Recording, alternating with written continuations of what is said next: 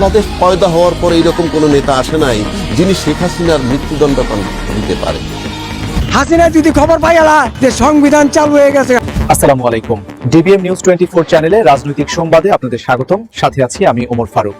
শুরুতেই জানিয়ে দেব আজকের গুরুত্বপূর্ণ আপডেট রাজনৈতিক সংবাদগুলির শিরোনাম। প্রথমে জানাবো, নতুন সরকারের কাছে দায়িত্ব হস্তান্তর 17-18 ফেব্রুয়ারির পরে যাবে না, প্রেস সচিব। তারপর জানাবো, এ দেশে আর কখনো দিল্লির দাদাগিরি চলবে না, বলছেন নাহিদ ইসলাম। সর্বশেষ জানাবো, ক্ষমতায় বসে নির্বাচন করছে জামায়াত এনসিপি, বলছেন মির্জা আব্বাস।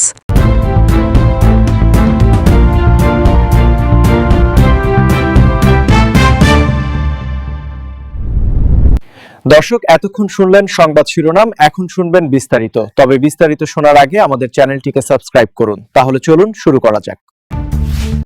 নির্বাচনের পর যত দ্রুত সম্ভব নির্বাচিত সরকারের কাছে দায়িত্ব হস্তান্তর করা হবে বলে জানিয়েছেন অন্তর্বর্তী সরকারের প্রধান উপদেষ্টার প্রেস সচিব শফিকুল আলম। তিনি বলেছেন, এটি 17-18 ফেব্রুয়ারির পরে যাবে না বলে মনে করেন। আজ বৃহস্পতিবার বিকেলে রাজধানীর ফরেন সার্ভিস একাডেমিতে আয়োজিত এক সংবাদ সম্মেলনে প্রেস সচিব কথা বলেন। এর আগে প্রধান উপদেষ্টা অধ্যাপক মোহাম্মদ ইউনুসের সভাপতিত্বে উপদেষ্টা পরিষদের বৈঠক অনুষ্ঠিত হয়। ত্রয়োদশ জাতীয় সংসদ নির্বাচনে ভোট গ্রহণ করা হবে 12 ফেব্রুয়ারি। একই দিনে জুলাই জাতীয় সনদ বাস্তবায়নে গণভোটও অনুষ্ঠিত হবে। প্রধান উপদেষ্টার প্রেস সচিব বলেন, সবচেয়ে দ্রুত সময়ে ক্ষমতা হস্তান্তর হবে।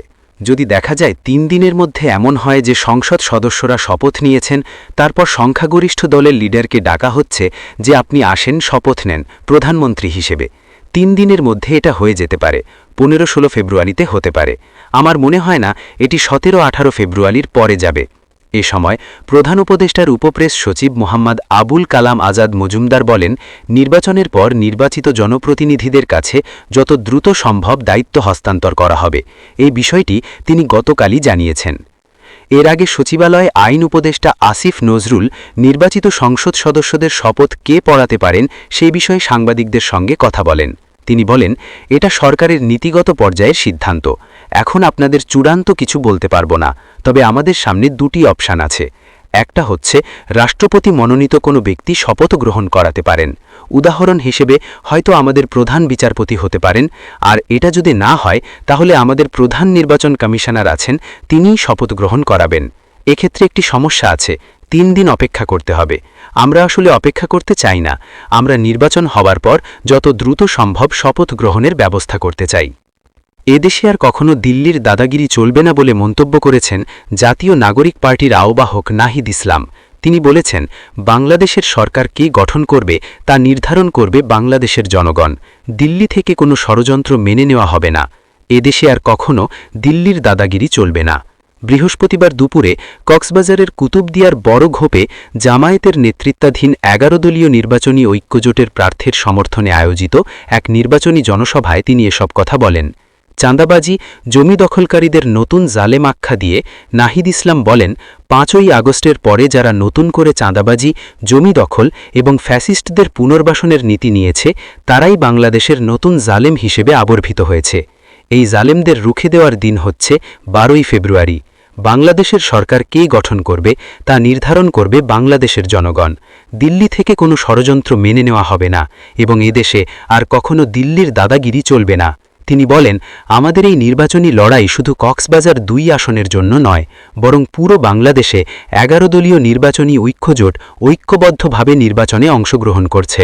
আমরা ঐক্যবদ্ধ হয়েছি বাংলাদেশকে আধিপত্যবাদ, ফ্যাসিবাদ, দুর্নীতিবাজ ও লুটেরাদের হাত থেকে দখলমুক্ত করার জন্য। জনসভায় তিনি বলেন, জাতিকে রক্ষার জন্য একটি সুষ্ঠু নির্বাচন হওয়া অত্যন্ত জরুরি। নির্বাচনে যদি কোনো ধরনের কারচুপি বা ষড়যন্ত্র হয়, তবে এই জাতি তা রুখে দেবে এবং কোনোভাবেই তা মেনে নেবে না।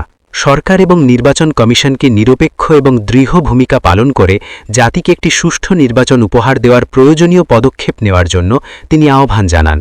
তিনি বলেন, গণতন্ত্র এবং সকলের অধিকার প্রতিষ্ঠার মাধ্যমে একটি গুণগত নতুন বাংলাদেশ গড়ার মাইলস্টোন বা মাইল ফলক হবে 12 ফেব্রুয়ারির নির্বাচন। জাতীয় পরিবর্তন, উন্নয়ন এবং দেশের স্বাধীনতা রক্ষার জন্য এই নির্বাচন একটি ঐতিহাসিক সিদ্ধান্তের সময়। আশা করা যায় এই জাতি সঠিক সিদ্ধান্ত নিতে ভুল করবে না। এ সময় তারা উপস্থিত জনসাধারণকে দাঁড়িপাল্লায় ভোট দিয়ে নতুন বাংলাদেশ বিনির্মাণে ভূমিকা রাখার আহ্বান জানান। ঢাকা ৮ আসনের বিএনপি প্রার্থী মির্জা আব্বাস বলেছেন, ড ইউনূসকে ক্ষমতায় বসিয়েছে জামায়াত ও তাদের বাচ্চারা এনসিপি। সরকার প্রধান নিজেই বলেছে ওরা তাকে বসিয়েছে, তাই জামায়াত আর এনসিপি ক্ষমতায় বসে নির্বাচন করছে বলেও অভিযোগ করেন তিনি। বৃহস্পতিবার সন্ধ্যায় রাজধানীর মোতালেব প্লাজায় এক মতবিনিময় সভায় বিএনপির ঢাকা ৮ আসনের এই প্রার্থী এসব বলেন। একটি দল ৭১ মেনে নিতে পারেনি উল্লেখ করে তিনি বলেন, পুরনো শকুন ৭১ বাংলাদেশকে মেনে নিতে পারেনি। এখন পর্যন্ত এদেশের স্বাধীনতা, সার্বভৌমত্ব মেনে নিতে পারেনি। তারা সকাল বিকেল বিএনপিকে নিয়ে অকথ্য ভাষায় গালাগালি করছে। একটি চক্র ভোট ব্যাহত করার চেষ্টা করছে। এই চক্রটি নতুন নয়। এ সময় কর্মী সমর্থকদের ভোট কেন্দ্র পাহারা দেওয়ার আহ্বান জানান তিনি।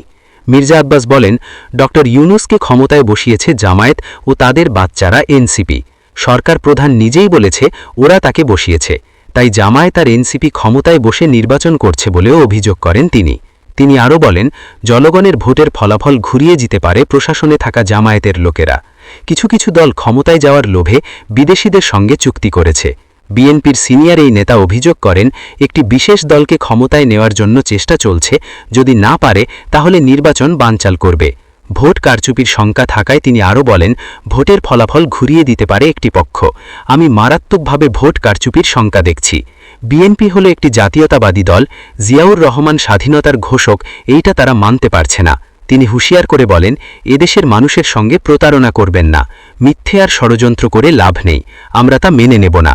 ভোটের ফলাফল নিয়েই আমরা ঘরে ফিরব। বিরোধী পক্ষের প্রতি অভিযোগ জানিয়ে তিনি বলেন, ওরা চাচ্ছে আমি কোথাও না কোথাও একটা গণ্ডগোল করি, কিন্তু আমি তা করব না। নির্বাচনের আগে আমি কোনো গণ্ডগোল করতে চাই না, যদি প্রয়োজনে নির্বাচনের পরে করব।